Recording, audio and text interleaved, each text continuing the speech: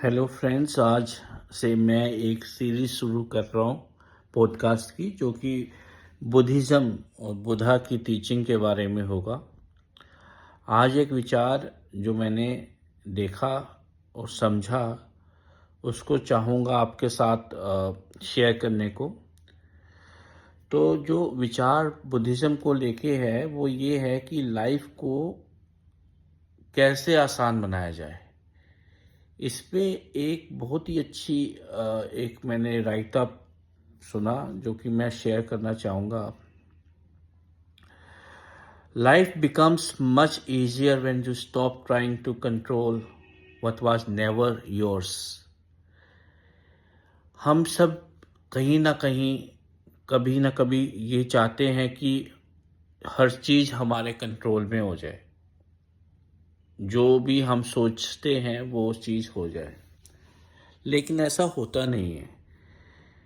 ये ना सिर्फ हमारे किए गए कामों से संबंधित चीज़ें हैं, बल्कि लोगों से भी संबंधित है।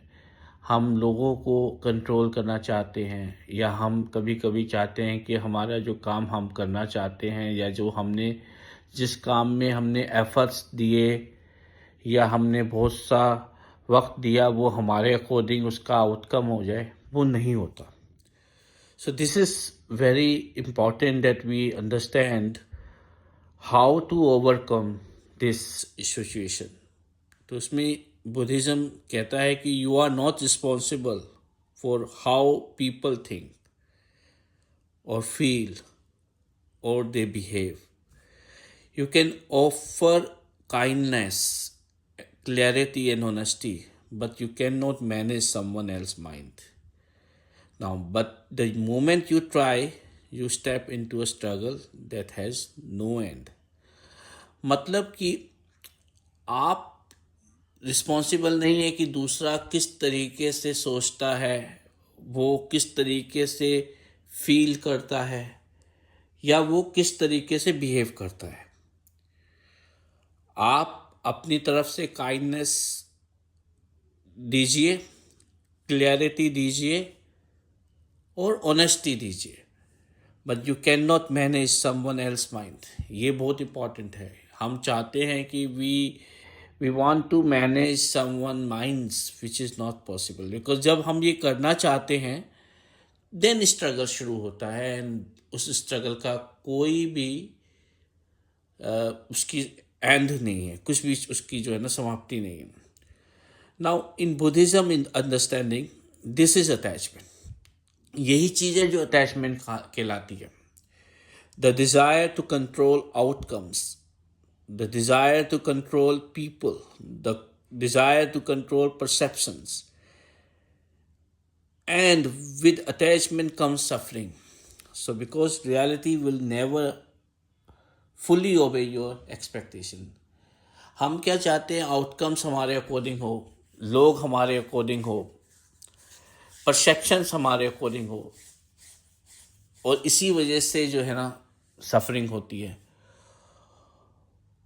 और ये अटैचमेंट है। जब हम ये चीज़ें नहीं होती और ये एक्सपेक्टेशन फुलफिल नहीं होती, then we go into suffering. Now your real work is inward. Inward means हम अपने अंदर झांकें, अपने अंदर जाएं। Stay rooted in who you are. आप क्या हो? आप अगर सही हो, हर व्यक्ति लगता है उसको कि वो सही है, लेकिन act with integrity even when it is not return. ये बहुत इंपॉर्टेंट बात है। जब हमारे साथ कुछ गलत होता है, then we feel like doing the same with others, but यही एक परीक्षा है आपकी, क्योंकि अगर आप भी वैसा ही एक्शन करोगे, देन आप अपने आप को नुकसान पहुंचा रहे हो। Because for your growth, stay committed to your growth, not their approval.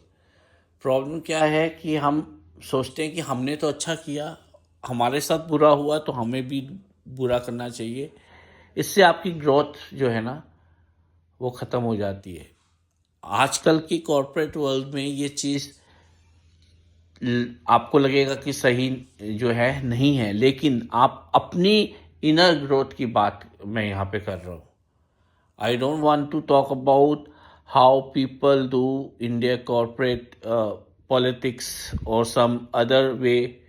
They try to, get benefits, and uh, they try to do everything which is wrong. But ये उनका किया है, लेकिन आप अपनी खुद की ग्रोथ के लिए अगर आप ऐसा करोगे ना तो आप बाद में परेशान होगे.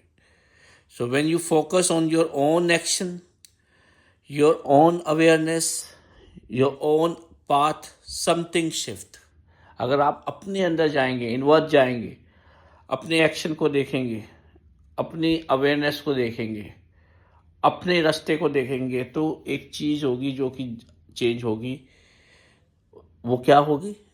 There is less frustration, less disappointment and less emotional exhaustion. आपको फ्रस्ट्रेशन नहीं होगी.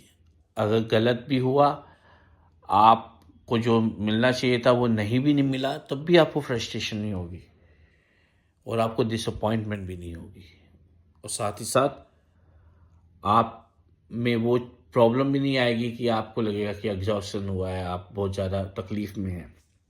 सो you begin to move with life instead of against it. आप जिंदगी जिएंगे और जिस तरीके से जीनी चाहिए वैसे ही जिएंगे. Life, let people be who they are, let situation unfold as they will, and gently release what is not yours to carry.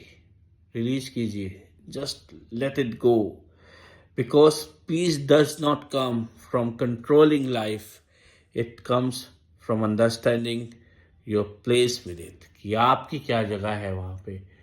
So we have to, do inward, and we have to go inward than doing tamasha outside. So this is something which I really liked, और मुझे लगा कि मैं आपके साथ share करूं. और ये पहला एपिसोड है बुद्धा टीचिंग का, जो कि आगे भी अगर आपको अच्छा लगेगा तो मैं जारी रखूंगा. So stay tuned. Thank you very much.